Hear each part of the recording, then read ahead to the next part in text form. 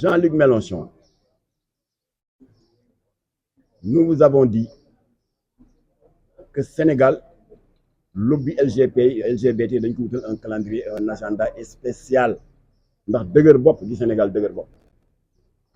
Beaucoup de pays qui nous entourent su ko ñu jébbalu joxoon naa leen la liste à commencer par le Gabon ba ci Cap-Vert qui ont légalisé l'homosexualité. Sénégal jaaxal leen ba taxoon na vers la fin du régime du président Macky Sall waxoon naa leen ne cette chef de mission d'observation de l'Union européenne, nous la récusons, nous la dénonçons et nous avons exigé son expulsion. Sa vie privée ne nous intéresse pas. Lesbienne la yu muy ñëw faru lesbienne am la àndal ànd sa ñàkk jom gu mat sëkk bras dessus bras dessous comme monsieur ak madame bu ma yeboone sax madame ak madame di doxantu dans le hall de l'hôtel. Ça suñu yoon new ci c'est sa vie privée. waaye erreur bi état Macky Sall def ba leen Jamra alerté ne leen kii nar a ñëw comme chef de mission électorale de l'Union européenne na ngeen bàyyi xel ne ni Assemblée nationale Sénégal amee groupe parlementaire Yewwi groupe parlementaire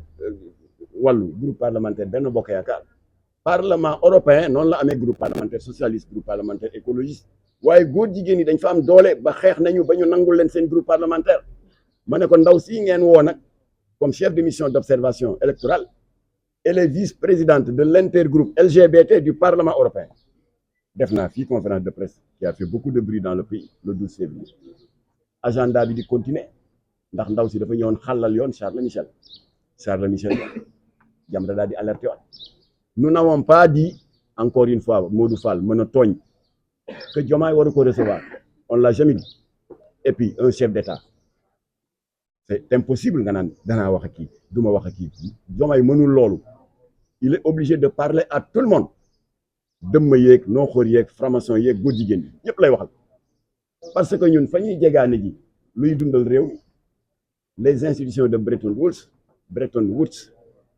Fonds monétaire international Banque mondiale ak tamit Union européenne la ñuy soxla foofu lañ koy mën a jegaane di fay salaire yi di jënd ay engrais di compenser nos déficits budgétaires te kuréel yooyu dafa fees dell ki franc-maçon ak góor jigéen soo nee doo wax ak ñoom yaa ngi may dégg bu baax oustaz Modou Fall soo nee du ma wax ak ñoom tu vas crever de faim parce que Sénégal dafa ndóol on vit sous perfusion kon Diomaye foog mu wax ak ñëpp waaye dañu ko nekk kii nga recevoir mooy xalif généralu kullu góor jigéen Europe occidentale libre nañ ci kii nga recevoir mooy ka nga xam ne ni dem si yàlla si Ambroise Gomis créé woon Miss Sénégal Miss Jongoma lobby LGBT à Anvers dañu créer 2 distinctions à part Miss lesbienne créé nañu Miss gay kan mooy président jury bi Charles Michel am nañ droit wax ko Diomaye kan mooy Charles Michel mooy bi nga xamee nii y a une vague de légalisation du mariage homosexuel en France en Europe ba France daal di ubbi le défilé le 17 mai 2013 sous le magistère de François Hollande daal di légaliser ce qu'ils appellent pudiquement di si diw confiture le mariage pour tous maanaam mariage góor jigéen bi ko France defee mais dafa am effet boule de neige Europe yëpp commencé di légaliser le mariage homosexuel léegi Xavier Bettel le premier du Luxembourg daal di ne alhamdulilah sama far wu góor bii nga xam ne ngoro li yàgg na muy l'architecte belge Gauthier Destenet naa góorgóorlu daal ñu daganal diggante bi fan la ñu takkee sëy bi à la mairie du Grand-Duché de Luxembourg kan lañ ko ndeyale Charles Michel ngeen ne duñ ko wax bañaa wax alors ñu ne Diomaye kon recevoir ku la neex mais ñu ngi la yëgal ne kii nga recevoir mooy kii surtout léegi ñaar moo mën ne alerte la mu dégg ko ak nu mu ko mën a déggee mu sàggane ko ñun ñu xam ne suñu jaan wàcc na te bu ñu tëddee nous allons dormir tranquille alors kon nag yooyu yëpp jaar na fi mais bii li tax Jamra décidé ànd ak 8 organisations alliées xeex ak ñoom parce que rôle état bi la mais l'état ne le fait pas ñu ngi toog rek bàyyi lobby yi di dérouler seen agenda rek ba pare nous avons décidé def une tournée nationale def ko suñu xeexu bopp avec nos 8 alliés waaye yokk na j'ai d'autres listes defe naa egg nañ 15 parce que j'ai mis sur la page Facebook que la liste reste ouverte alors li waral ñu jël boobu décision am boobu détermination c'est parce que ki ñëwoon poser le 3e jalon di Jean-Luc Mélenchon en plus du fait mu bokk ci bàjjenu góor yu gën a siiw ci lobby LGBT en plus de ça kilifa la au niveau de la GOF, le Grand Orient de France, qui est la loge maçonnique la plus islamophobe d'Europe. xale yi yéen na ngi fii mënuma leen nax ci dara xam ngeen ne la franc-maçonnerie est d'origine anglo-saxonne waaye ba ñu demee ba au début du XVIIIe siècle dafa am scission une branche dissidente daal di dem Europe de l'Est tasaaroo fa et parmi ces fractions mu am benn bu juddu bu tudd GOF le Grand Orient de France qui est né l'an 1776 waaye branche dissidente boobu comme que dafa bari ay góor jigéen ak ay communistes lan la ñu njëkk a def dañu jël la constitution originale de la franc-maçonnerie originelle jël préambule bi déglu leen bu baax ngeen xam kuy Mélenchon daal di effacer toute référence à Dieu et à l'immortalité de l'âme loolu la njëkk a def parce que franc-maçonnerie originelle balaa ñu daan ubbi seen i assises ak seen i travaux dañuy jàng ay aaya bu Injiil yonent Yàlla Iisaa maanaam les évangiles et la Bible waaye branche dissidente bi Mélenchon bokk mu di le Grand Orient de France ba scission amee dañuy jëlaat constitution bi tëggaat ko effacer si toute référence à Dieu et à l'immortalité de l'âme et en place de quoi ñu remplacer ko par le concept de la liberté de conscience absolue ñu ne leen waaw luy liberté de conscience absolue ils ont fait beaucoup d'interviews dans les médias daal ne waaw l'autre humain est quelqu'un de une créature magnifique dara waru koo tënk il doit pas être enchaîné par des dogmes philosophiques et religieux dañ ko war a bàyyi mu seet lu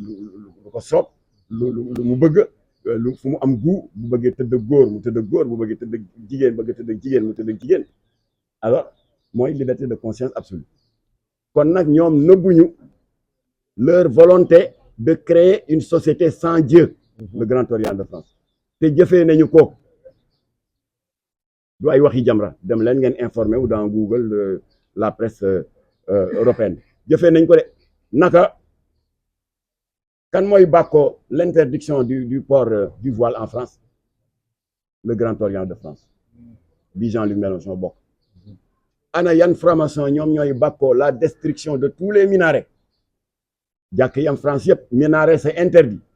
parce que pour des raisons d'esthétique architecturale ñan ñoo koy bàkkoo kuréelu Jean-Luc Mélenchon du Grand Orient de France ñan ñooy bàkkoo la loi Simone Veil de 1975 qui légalise l'avortement yàq biir ñoom Jean-Luc Mélenchon bu Grand Orient de France ñan ñooy bàkkoo d'avoir tordu la main au président François Hollande ba le 17 mai 2013 ñu daal di légaliser le mariage homosexuel c'est le Grand Orient de Jean-Luc Mélenchon kooku la ñuy recevoir fii dans ce haut temple du savoir mu ñëw intoxiqué xale yi yàq seen xol wàññi seen iman tilimal seen tawxiid ngeen bëgg a Jamra noppi ñu noppi loolu waral nag ñoom bañ ko recevoir ku wax feeñ dans ce temple du savoir de université ñu ngi ko créé en 1959 ñaata kàngam ñoo fi jaar université formaté leen ñu nekk de brillants esprits ci wàllu politique ci wàllu économie ci wàllu culture wàllu médecine Léopold Sédar Senghor fii la jaar Maître Lamine Gueye jaar na fi Cheikh Anta Diop jaar na fi Mamadou Dia fii la jaar ndem si yàlla si Omar Blondin Diop kenn mënu leen compter ba ñuy jeex des éminences grises yoo xam ne université bi moo leen tabb un temple du savoir nga xam ne lan mooy vocation mooy ubbi dënnu étudiants yi jëmbat ci ay xam-xam ak jikko yu baax looloo tax université jóg Jean-Luc Mélenchon ñëw nag ak mbalitam tiim xale yi di ko déglu mu daal di dérouler sans vergogne un prosélytisme malsain ponctuée d'une propagande ouverte en faveur de l'idéologie LGBT, renforcée par une apologie ouverte de l'homosexualité. te wax na ko ci kàddoom fa gën a dënn bi ci waxin dal di ne j'ai été le premier législateur maanaam le premier député français à avoir déposé un texte de loi allant dans le sens de la légalisation du mariage homosexuel te nee na cette liberté d'amour maanaam góor ñu may ko droit mu bëgganteeg góor ba sëy way mën cee am nee na cette liberté d'amour devrait être ouverte à tous sous un tonnerre d'applaudissements des élèves et des étudiants. Pendant ce temps, dans la même séquence, recteur bi jël kaddu pour wax ak xale yi seen njariñ les défis académiques qu'il doit relever ñu yuuxoo ko ci laa ne notre pays est en danger. kii moo gën a dangereux Maline Anna Borg chef de mission électorale bi nga xam ne lesbienne la vice-présidente n'est-ce pas de l'interview LGBT du Parlement moo gën a dangereux Charles Michel bi Diomaye recevoir woon moom mi nga xam ne moom la ñu ndeyale woon sëyu góor jigéen ba lay nekk France Luxembourg Xavier Bettel moo leen gën a dangereux fuuf ndax dafa bokk ci ñi nga xam ne c'est les théoriciens de la construction d'une société sans Dieu qui a toujours été prônée par le Grand Orient de France dont il est un des membres éminents ku ma sa gis li tubaab buy ñëw di tagg ak di rafetal ngóor jigéen nga tàcc ko koo xam ne doomu réew mi la directeur université bi di la wax sa njariñ sa avenir les défis académiques qu'il faut relever nga yuuxoo ko le pays est en danger. Il y a un renversement de tendance un retournement de rôle qui risque de mener notre pays à la destruction moo tax Jamra jóg te du ñu teggeti tànk mukk tànk askanu Sénégal amuñu lu ñu bëgg. Et je voudrais m'adresser à Jean-Luc Mélenchon ndax mu ngi ñuy dégg am na benn message bu ma recevoir sànq avant may wàcc benn waaye ne mu nga toog am na ku koy firil bu ko déggee ci wala firil ko ci français léegi je vais m'adresser à lui en français. Monsieur Mélenchon, nous voudrions, nous, Sénégalais, peuple souverain, vous rappeler ce que vous savez déjà. C'est-à-dire qu'il n'existe pas de pays dans le monde où les lois qui doivent régir la vie communautaire viennent ex nihilo. Ces lois ne tombent pas du ciel, quel que soit le pays pris en considération, qu'il s'agisse de la France, de l'Allemagne, de la Chine, du Burkina Faso, du Sénégal. Les lois qui régissent la vie communautaire ne tombent pas du ciel.